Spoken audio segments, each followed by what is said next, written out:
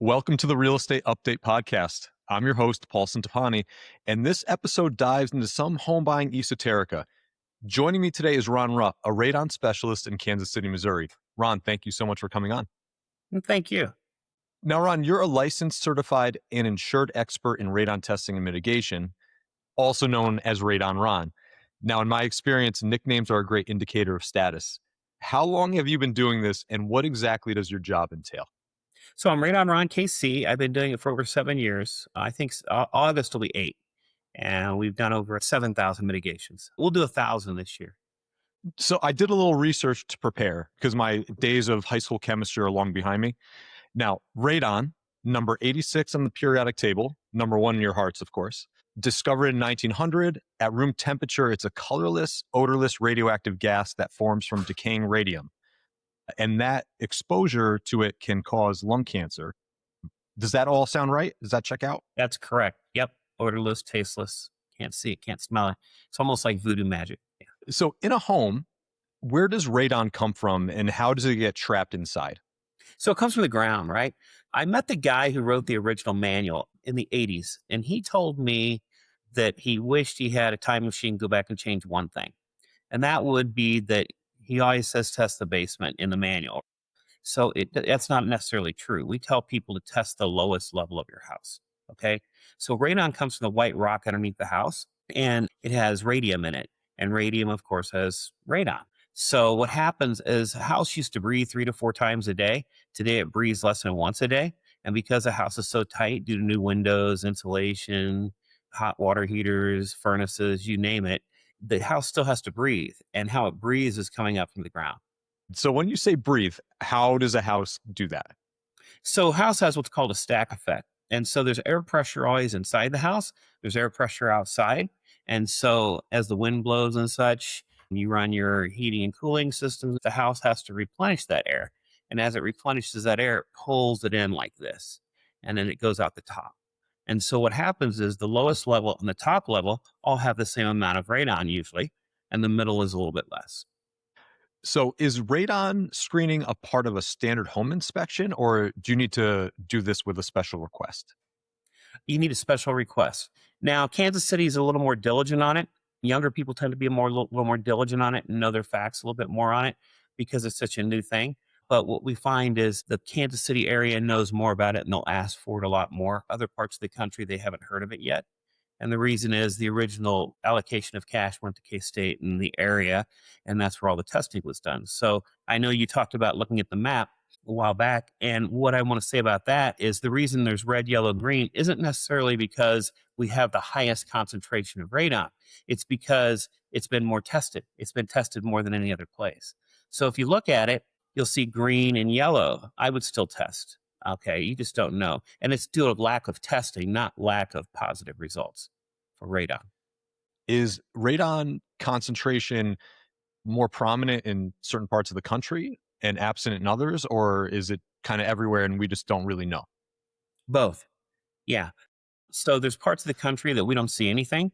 And then there's parts that even in areas that you don't think there's radon, there is radon. So they're finding hotbeds in California. They're finding them in Florida. When I lived in Chicago, if you were closest to the lake, the radon was almost non-existent. But as you got past like 355, radon was really high. And I didn't even know about radon back then, by the way, until I came to Kansas City because my dad's house tested high. What we find is Kansas City, certain pockets are really, really high. Like there's an area of Merriam that's really, really high. There's an area of Lee Summit that's really, really high. And then there's other areas that average about 6. And when I say really high, I mean over 200. Now, can you give a brief rundown of those measurements and what different levels mean? Yeah, so picocures is basically how we measure radon. 4 is the standard. 2 to 4 they recommend, but above 4, the EPA says you definitely should do it. They've got data that proves that it causes lung cancer. And they're starting to see kids under 3 get leukemia, at least 3,000 a year, which to me is a lot. Yeah, any is too many. Any's too many. So with that being said, we say above 4 definitely. But since nobody's ever tested, sometimes you'll get the results and they'll say 6 or 9. And you got to remember 4 is equal to 8 cigarettes a day of continuous exposure. And then you just double it, do the math. So, people are like, oh my God, how How does this affect me? Well, it's the same way as like smoking, right? Some people smoke for 40 years and don't have anything happen. Some people smoke one time and they have, lung cancer. So it's kind of one of those things. And then smoking and radon amplifies with smoking. What's the highest reading you've ever seen? I've seen 238, but I had a friend see over 300. So if a house does in fact have radon, can anything be done to make it safe to live in? Yeah, we primarily use a radon system in Kansas City. Okay. And what Okay. we do is we drill a 4-inch hole. We take out a whole bunch of rock and gravel, about 5-10 gallons, run the pipe up, seal it. Outside, there's a fan and off switch. And what we're doing is basically sucking all the nasty air out from underneath the house, including the radon. And it gets rid of the gases and such. It disperses them into the sky and it dilutes it because there's so much air out there. So not dangerous if it's in the atmosphere, just contained in your home. A couple feet away, you're good. Yeah. But Okay. when it's in the home and you're breathing it nonstop, because you have to think about it, right? When you're breathing, you don't dissipate all the air out of your lungs, probably 80%, right? So then that Mhm. 20% is still in there. Well, there's particles in that 20% that are just sitting in your lungs. And what happens is they explode. When they explode, they leave scar tissue. And then that scar tissue can become tumors. And then the tumors turns into cancer. So what can a homeowner or home buyer do to test for radon? And is it something that you should do periodically? Every 2 years, the EPA says you should test.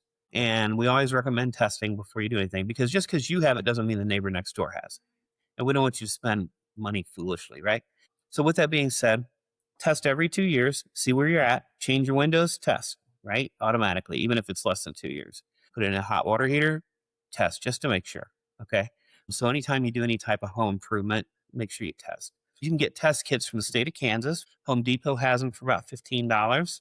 Same with Okay. Lowe's or the big boxes. Okay. It doesn't really matter which big box. I could name them all, right? Any of the big boxes. Or you can go ahead and get a device that'll test for radon and just constantly test. And you can load it on your phone and always know what your radon level is. So this is accessible for the average person. Yeah. Yeah. And I say 15, inflation, you know how that goes. And Ron, this is something I ask all my guests. What is your top advice for first-time home buyers right now?